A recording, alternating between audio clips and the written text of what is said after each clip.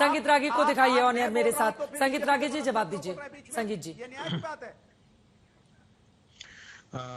देखिए चित्रा जी, ममता बनर्जी जी को वाकई खास करके तेलंगाना के इलेक्शन के बाद इस बात का डर है कि मुसलमानों का वोट जो है कहीं कांग्रेस पार्टी के पक्ष में छिटक न जाए, इसलिए उन्होंने अल्लाह का नाम लेकर के कसम खाई है। एक दूसरी बात, देखिए ये मजबूती का गठबंधन तो बिल्कुल ही नहीं है जो एक अभी बोल रहे थे बंधु, ये मजबूरी का गठबंधन है। और तीसरी बात, एक कहावत है, भोज घड़ी को हड़ा रोपना। अब जब इलेक्शन सर के माथे पर आ पड़ा है तो स्वाभाविक है कि ममता बनर्जी नहीं चाहेंगी कि जो है वो अफरा तफरी और अनिश्चितता में बंगाल की राजनीति रहे। कांग्रेस पार्टी जितने कम सीटों को वो देने के लिए तैयार हैं, वो कांग्रेस पार्टी लगने के लिए तैयार नहीं है। वही हालत कांग्रेस पार्टी को बिहार में है, अन्य जगहों पर वही हालत कांग्रेस पार्टी में है। दिक्कत कांग्रेस पार्टी के साथ ये है कि कांग्रेस पार्टी गठबंधन का शर्तें तय करने की स्थिति में नहीं है।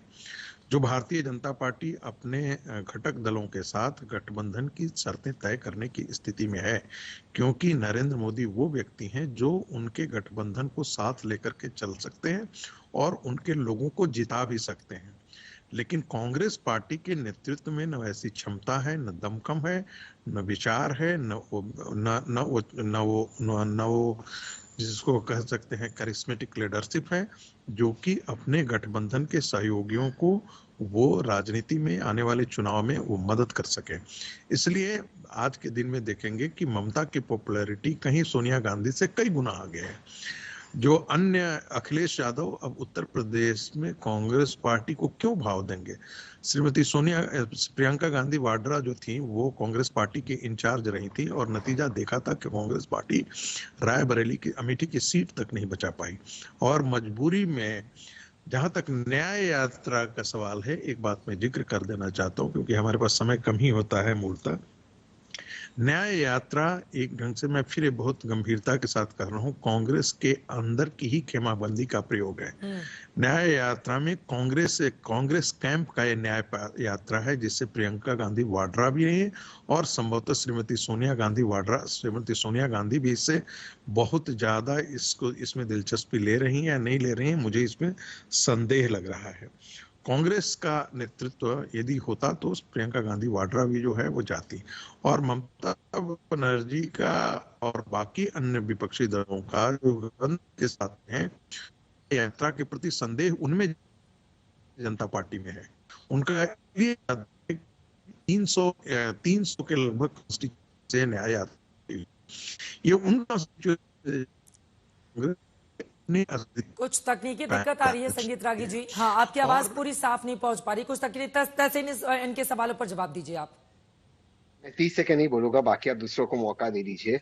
मैं आपको डायरेक्ट नहीं करूंगा कैसा होना चाहिए आपका फ्रेम, लेकिन आपके शो में मैं बड़ी अजीब चीज हो रही है। माननीय सांसद जी और संगीत रागी जी, जिनका कुछ लेना देना नहीं है इंडिया अलायंस से, दोनों आकर बता रहे कि हमारे इंडिया अलायंस में किस तरह के अंदर की बातचीत हो रही है। और संगीत जी में उनका बहुत आदर करता हूँ, लेकिन प्रियंका जी क्या सोच रही है वो उनको पता है, मुझे नहीं पता, उनको पता है। तो मैं इसके बारे में क्या कहूँ, मैं बस करूंगा प्रभु राम सबको सद्बुद्धि दे, संगीत जी को भी दे और माननीय सांसद को भी दे। अभी मैं क्या कहूँ, अब इनको ही पता है प्रियंका जी क्या सोच रही है, उसका विश्लेषण अब सोच रही नेशनल चैनल पे कर रहे हैं।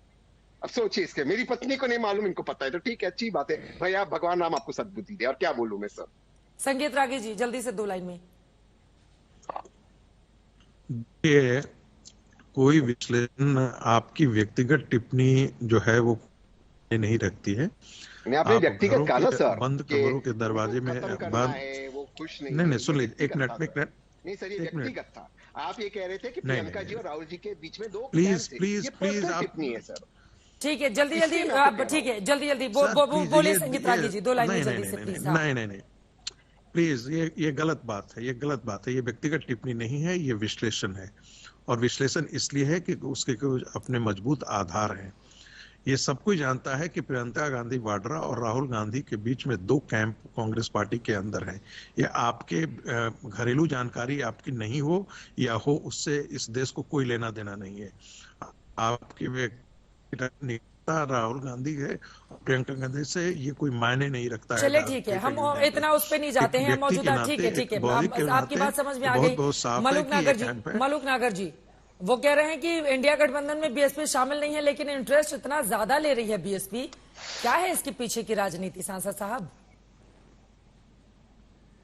ये देश हमारा है, ये देश के लोग हमारे हैं, और ये मुस्लिम और दलितों का नाम लेके जो कांग्रेस शुरुआत करती है वो हम सबके हैं। उन्हीं की वजह से, सिद्धांतों की वजह से हमने बीजेपी से समझौता नहीं करा है, नहीं तो एक तरफा हो जाता।